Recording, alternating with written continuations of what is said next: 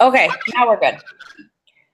Okay, so why don't we start like having you do what you did earlier? Just tell us what the question is, what we need to discuss, and then we'll go from there. It just didn't seem easy to begin that way. Yeah. So the question that I have is basically just discuss all of the approaches that we read about this week, and then discuss which one worked or we think works best or makes the most sense, and consider how we think leadership and how leaders can motivate followers. That's a tough one. Yeah. Melody, do you want to take the lead?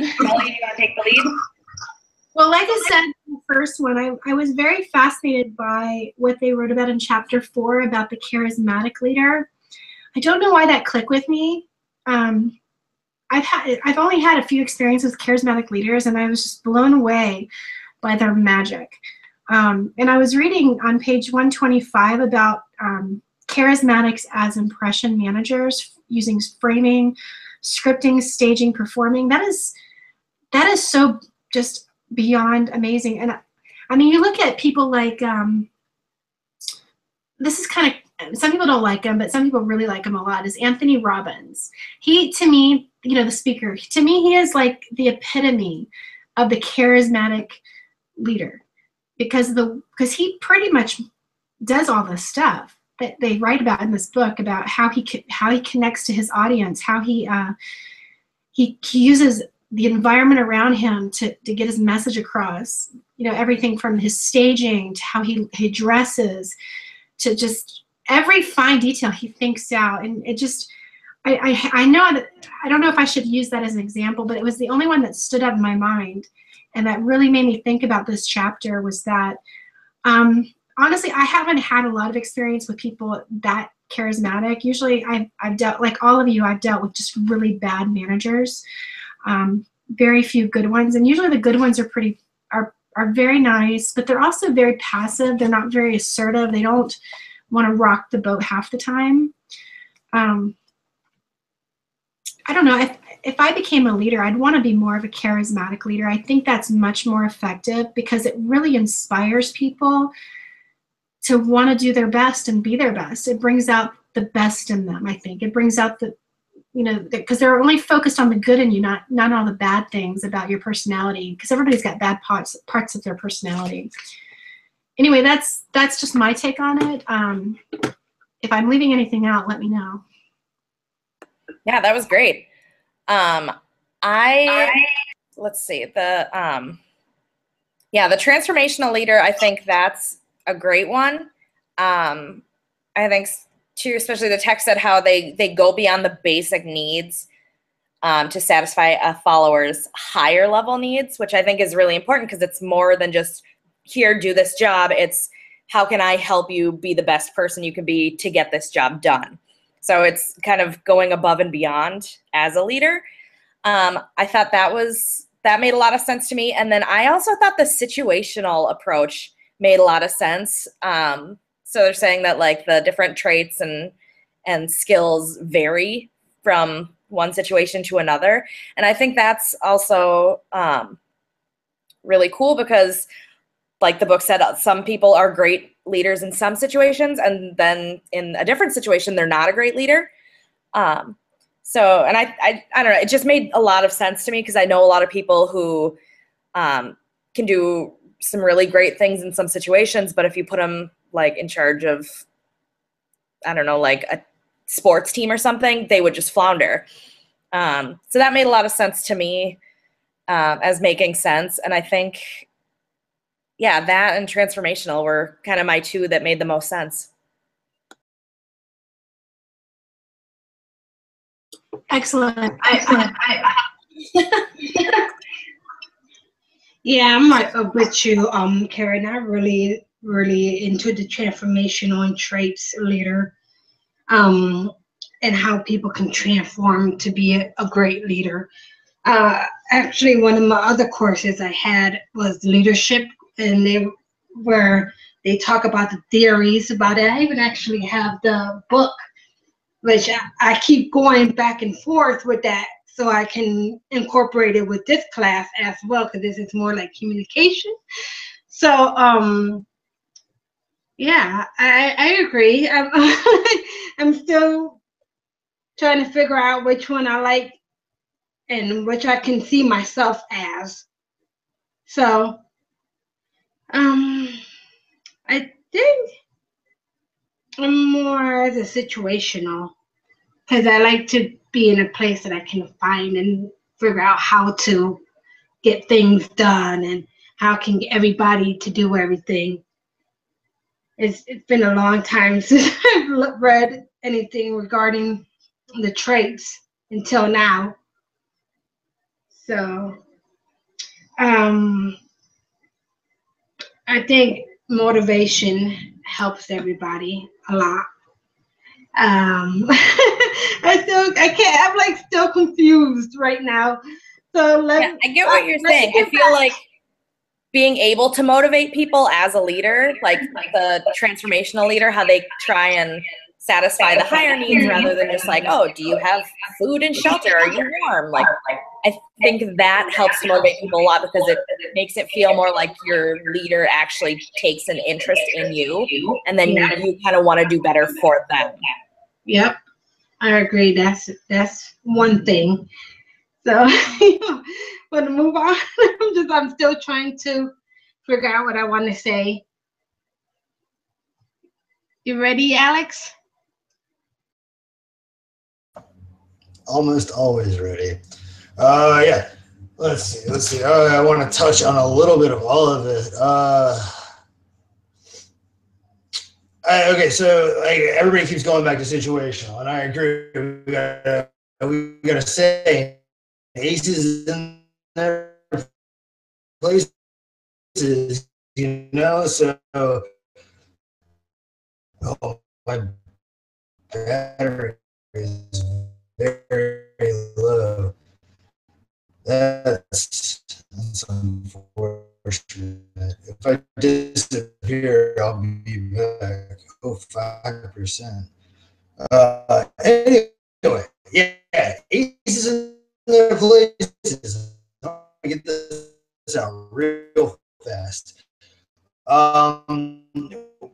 So what I like about the situation is it kind of determines the degree of leadership that you personally develop.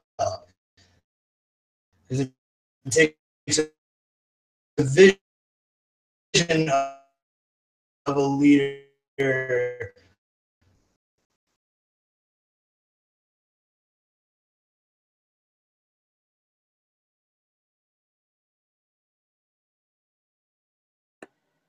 Are you there, Alex?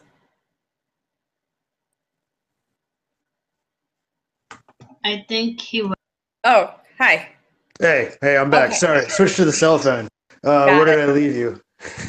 I didn't hear most of it. Most of it was gone. Okay, cool. Yeah. So I couldn't hear it either. Sorry. cool. No, it's real good to know. Let's take a note. That's my bad if this eats into our overage time. I'll try and be brief. Everybody keeps going back to situational, and I agree. We have a saying where I work, and it's aces in their places.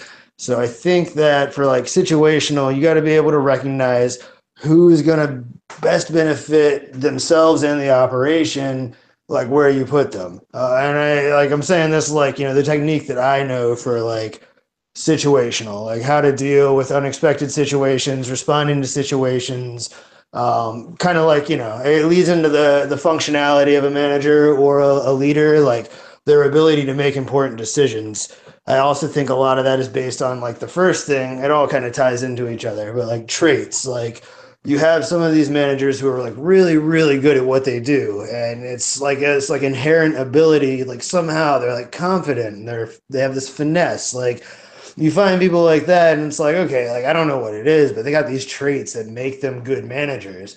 So I think recognizing that in yourself and what it is that separates you from other types of leadership roles, like that encompasses how well you operate situationally.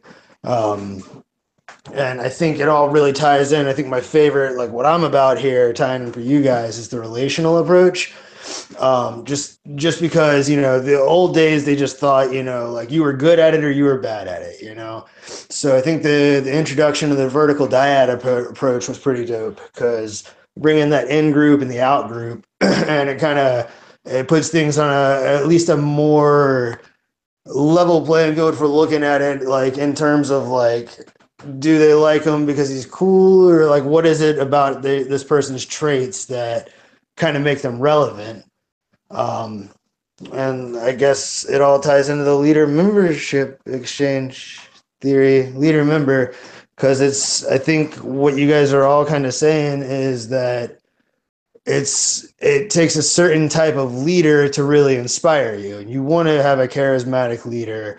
Like Melly, you were saying, like some good managers are like quiet, they'll be passive, like those are just different traits, but it's how these people interact with you personally that defines what their leadership is. It's not like, oh, they're a great manager for everybody or they're a bad manager to everybody. It's like individual leadership characteristics that these people bring to the table. It changes the playing field. And I think that's why I like the relational approach so much, is because it ties in the traits and the situation and the functional. And I think it really helps when you take a step back and see it, how it all works like in tandem with each other. It's all kind of tied in.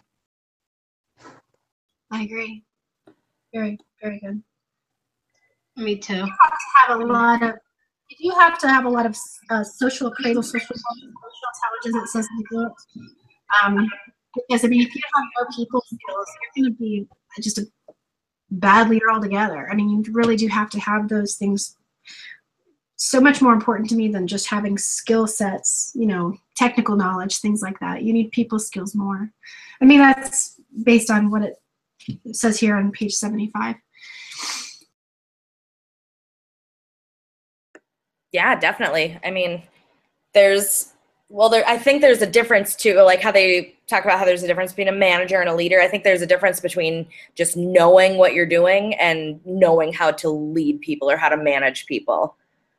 I don't think it's necessarily, like you said, Melody, just about knowing the skills that you need to know. I think it's knowing how to use them in a way to involve others and to motivate people to want to do what your goal is. So like my dad's owned a couple businesses throughout his life, and he kind of trained me into manager position. And his big thing was being a good leader, or being or finding a way to motivate your employees or your followers as a leader is to get them to think that what you're asking them is their idea. So rather than just saying, hey, I need you to do this, you ask them like, hey, do you think it'd be a good idea to do this? Even though you're kind of fishing for yeah, that is a good idea. And then having them do it. I think that's part of the charismatic or the transformational leader. It's getting people to think that your goal is also their goal, or actually believing that your goal is their goal.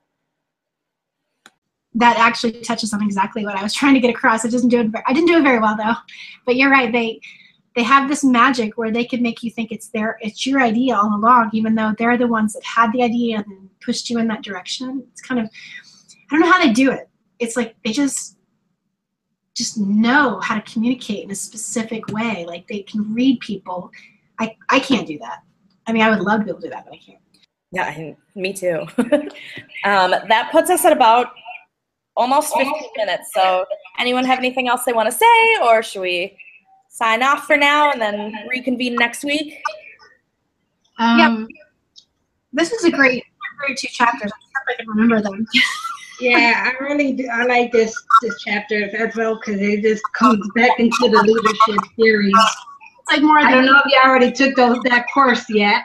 So this is such a good chapter. Mm-hmm. It brings back the leadership theories. You see, I had to go to both books so I can just incorporate it. Hey, whatever works. All right, stopping the broadcast.